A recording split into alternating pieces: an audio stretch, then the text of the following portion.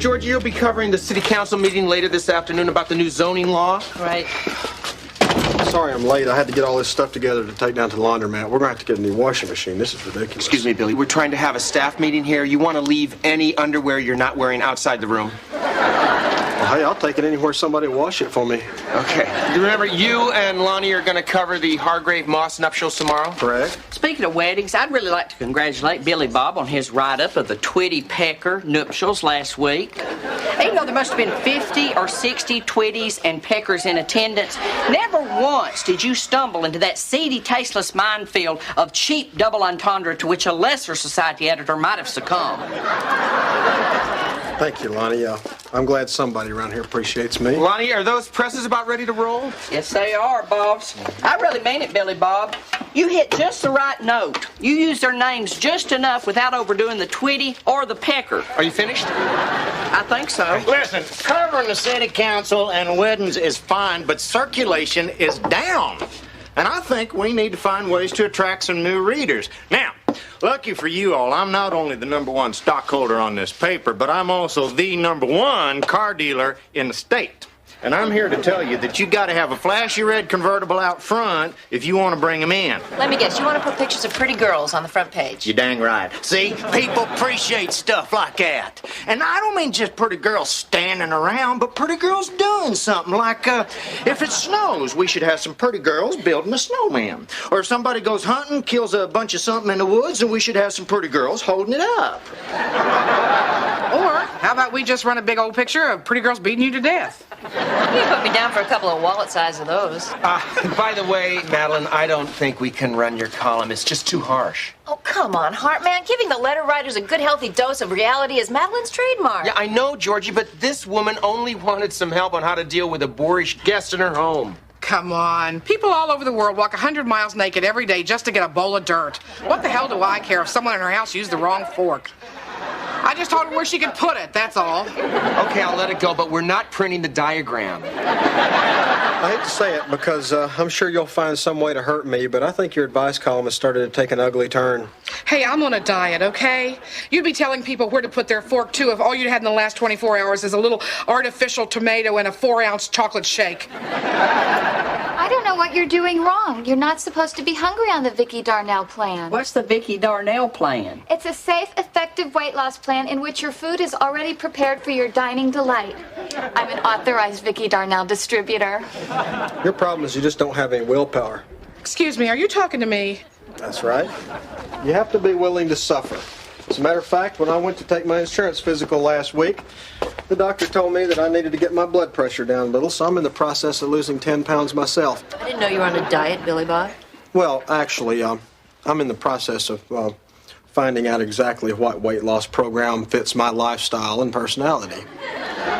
Oh, I can help you with that. That would be the redneck diet.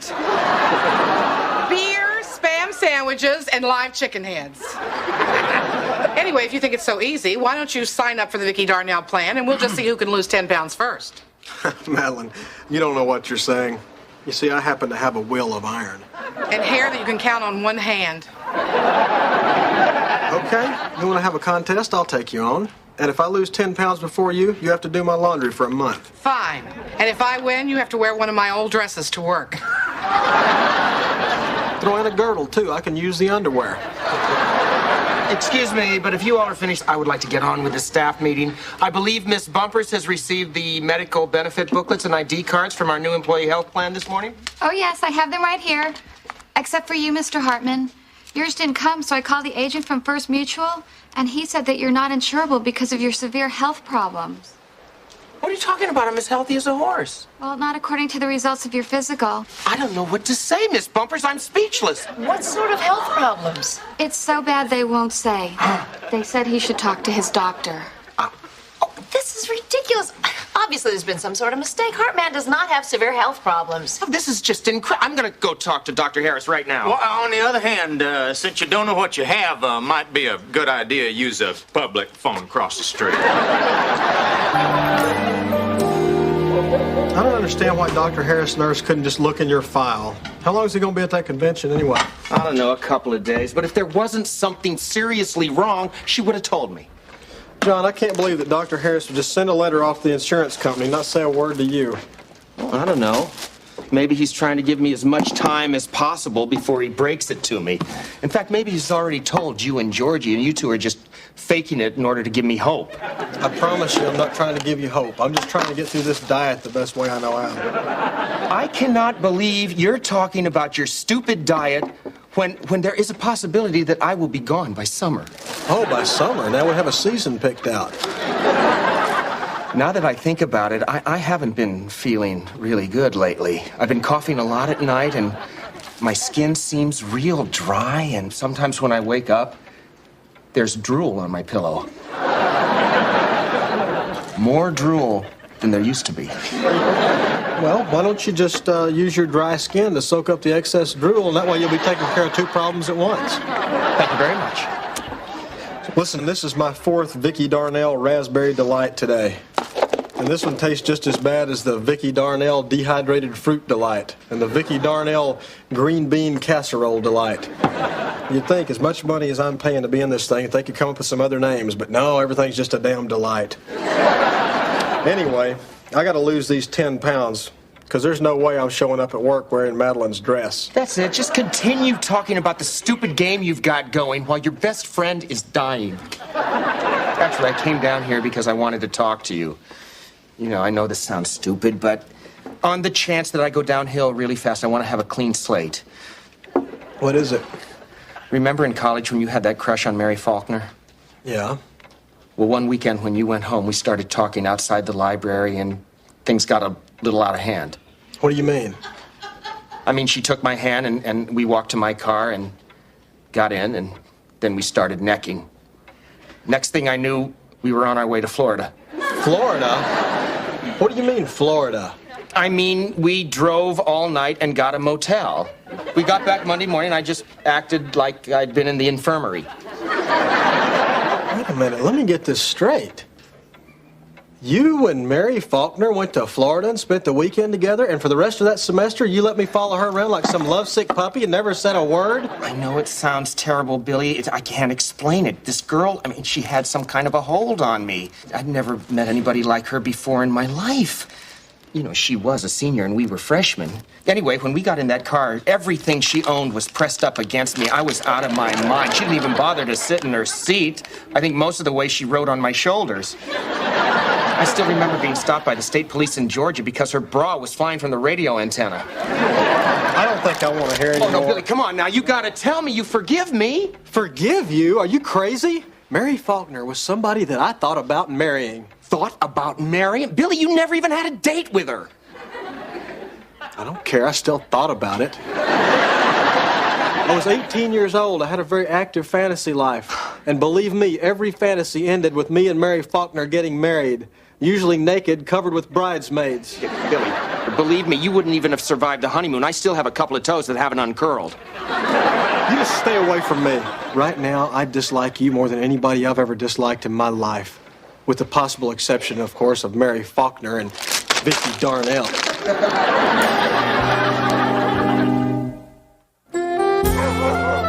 Cartman, what's the matter? I was just thinking about you and the baby we're gonna have and Ben and Elliot and how much I want to grow old with all of you. Oh, honey. I know you're worried about that insurance thing. That insurance thing? I've been sentenced to death, and that's what you call it? That insurance thing? Cartman, first of all, this is not the way people find out that they're terminally ill. Believe me, if I thought there was anything wrong with you, I'd be out of my mind. Anyway, if there was anything wrong with you, Dr. Harris would I know all this. I heard it all from Billy, my former friend. What are you talking about? I'm talking about I did a really stupid thing. I thought that if I'm really, dying, then I wanted him to know that in college, I went to Florida for a weekend with a girl he kind of liked. You dated someone Billy was interested in? I didn't date her. I just took her to a motel in Florida for a weekend, okay? Is it cold in here or is it just me? It's just you. This girl in the motel in Florida, what did you all do? Well, I don't remember what we did. I mean, I was a freshman in college. It's a bunch of stuff I had to look up later. All I remember about the whole weekend was saying thank you a lot. Oh, and sorry a couple of times in the beginning. Okay, that's it. I don't want to hear any more. You don't have to worry. Listen, I've learned my lesson about telling people things. As a matter of fact, there was something I wanted to get off my chest with you, but I'm afraid you'll react the same way Billy Bob did. I won't get mad. Just tell me. You promise? Okay, just take that stupid blanket off your head. You look like a shepherd. I'm sorry, but I'm cold, okay? It's probably the beginning of night chills. Just tell me. Well, when you first came to work for us in the senator's office, I had you investigated. You what? No, I feel terrible about it now, but when you first came, I thought you were undercover working a big expose, and I had the FBI run a background check on you. I went into your files and got into your computer. I can't believe you would be capable of something so reprehensible. Going into my computer is one of the most unprofessional, underhanded, unprincipled acts I have ever heard of being committed by a human being. And I don't think that I could, in all good conscience, sleep in this bed for the rest of the night lying next to you. Oh, well, that's just great. You know, it's really good to find out who your wife and best friend are when the going gets tough. And to think that I was just going over in my mind only this afternoon how I would not want you to take care of me in my final days, but how you would bravely insist on doing all the terrible things people have to do, right down to sitting me on the toilet. But I was wrong. Got that right. You want somebody to sit you on the toilet, I suggest you call that girl in Florida. And don't forget to tell her thank you.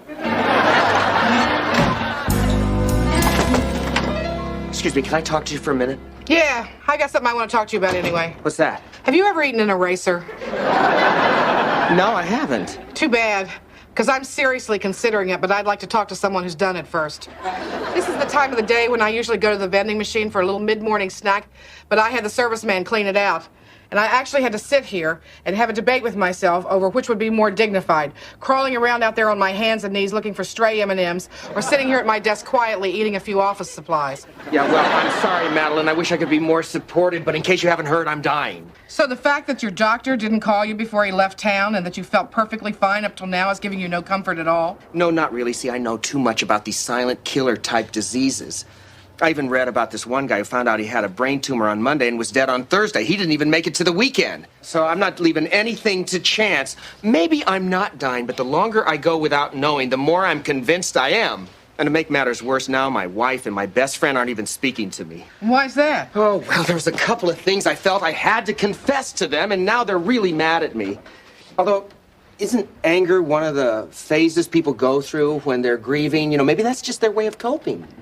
Nah, my guess is they're ticked off about whatever you told them. Well, actually, there are a couple of other people that I was going to talk to, but I don't think it's such a good idea now. So far, this hasn't been going well. Like who? Well, you, for instance. It's just something that I felt badly about. It's not that important. I'll get out of your way so you can enjoy your eraser. Look, if you've done something to me, you don't have to worry about me getting mad. I'm a trained professional. I can remove myself emotionally. Go ahead. Well, it's just that when we first found this place and realized that you had an office in this building, I contacted a lawyer to see if we could have you evicted. Really? Well, yeah, I didn't really know you well then. I think this conversation is over. Is it getting darker in here, or is it just me? Oh, Mr. Hartman, I almost forgot. I called the insurance company this morning, and it turns out they did leave your ID card out by mistake. Evidently, when I called earlier, they thought I was asking about a Mr. John Cartman, who does have severe health problems. Miss Bumpers, what are you saying? Does this mean I'm not dying? Well, I guess. Did you hear that, Madeline? Yeah, I heard. I'm not dying. I can't believe it. I was really convinced that... Now I can watch my boys grow up. I can see my baby being born. I'm gonna live. Do you realize what this means? Yeah, I guess now we'll all have to get together and kill you ourselves.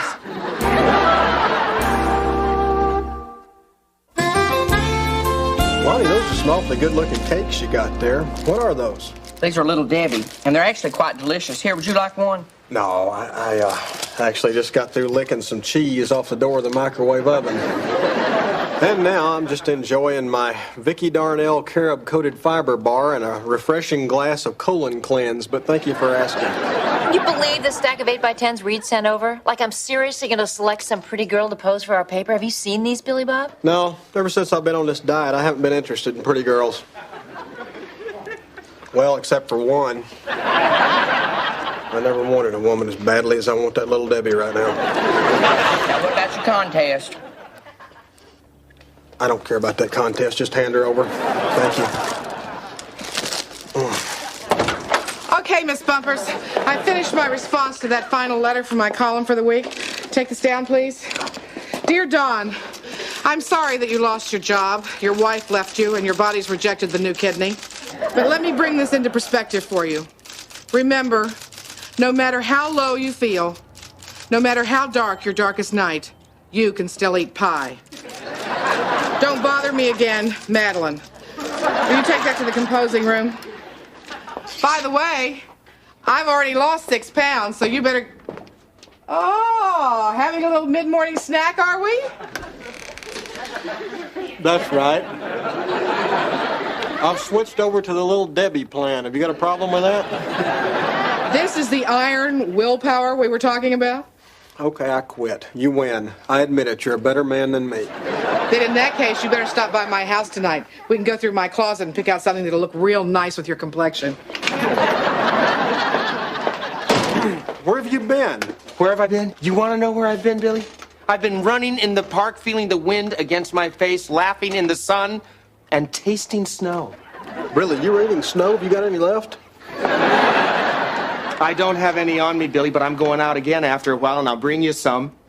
But right now, I have something very important that I would like to say to the love of my life. Gee, the last time I looked, the love of your life wasn't speaking to you. I know this looks crazy to you all, but that's because you've never been through what I've experienced in the past 24 hours. I will never, ever take life for granted again. And what was really incredible, as I was driving back from the park... Wait a minute. I thought you were running and laughing in the sun. That was in the park, Billy. I took my car there. I drove back, okay? Okay, so you were driving and laughing in the sun. You're trying to make me mad, but you can't. I'm crazy about you. Anyway, I was driving down the street, and these 2 classic songs came on the radio, back to back like it was meant to be, so I immediately went to a record store to get them. Because they reminded me of how rarely we take the time to tell the people we love just how much they mean to us. Georgie, I think this song was on the radio today because I'm supposed to give this to you as a gift. A week ago, I would have been too horribly embarrassed to do this, but now I don't take anything in my life for granted. So, in case I'm hit by a truck later on this afternoon, Georgie, this is for you. Anybody have the number of a truck rental agency? I got sunshine on a cloudy day. When it's cold outside, I got the month of May. You should be horribly embarrassed. I guess you say, what can make me feel this way, my girl? Georgie, what are you doing? That was my gift to you. You know, Hartman, we are all very happy that you're going to live. Most of all, me. And although the song is very sweet and the thought is very sweet and you're very sweet to make a complete fool of yourself over me, I am still dealing with a little bit of anger here. In fact, I think all of us are just a little angry, too. Well, I don't just want to get your forgiveness. I want to earn it. You know, Madeline, I wronged you, and now I would like to make amends. So, I've decided that we're going to take $25 a month off of your lease, and you're going to get a check for the back months. These are the benefits of a near-death experience. I'm all for it. If you get any more bad lab reports, I'd like some earrings and a new watch. Billy? No. Stay away from me. I'm sorry. I don't have a tape for you. The record store was out, but I put it on special order. John, I think I should tell you that no man special orders anything from me. It's just a rule I have. Billy, I know this is hard for you, but don't close yourself up. Look at me. Look at me. Billy, the other song that was on the radio, that's going to be our song. Well, John, I have to stop you again. I'm sorry, but see, I don't have songs with other guys. It's another rule I have. Matter of fact, it's one of my most important rules. I maybe have heard this song a million times, but I never fully appreciated it until now, and that's why I've taken the liberty of jotting down the words which convey the meaning of a true friendship. And so, Billy, this is for you. When you're down and troubled, and you need a helping hand and nothing, oh, nothing is going right, close your eyes. Think of me. And soon I will be there to brighten up even your darkest night. Get away from me. Okay, you're uncomfortable. I can respect that.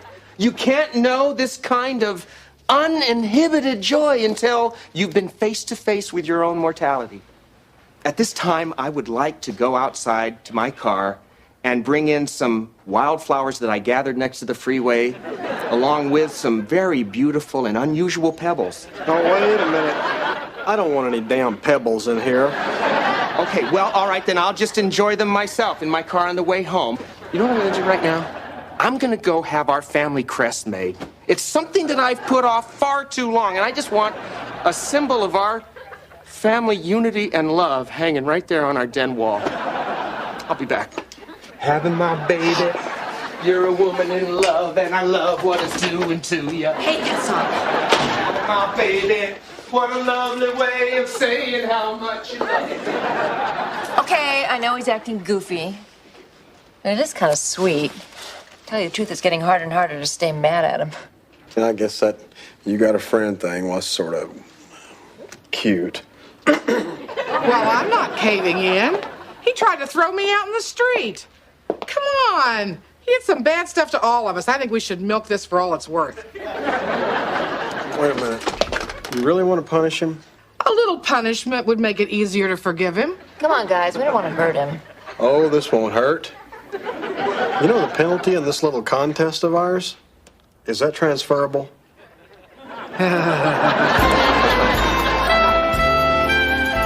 I'm sorry, sir. It's too late to put an ad in for tomorrow's paper. But I've got to get rid of these puppies. They're driving me crazy. Excuse me, sir. I don't mean to be rude, but did you ever think of having your dog fixed? No.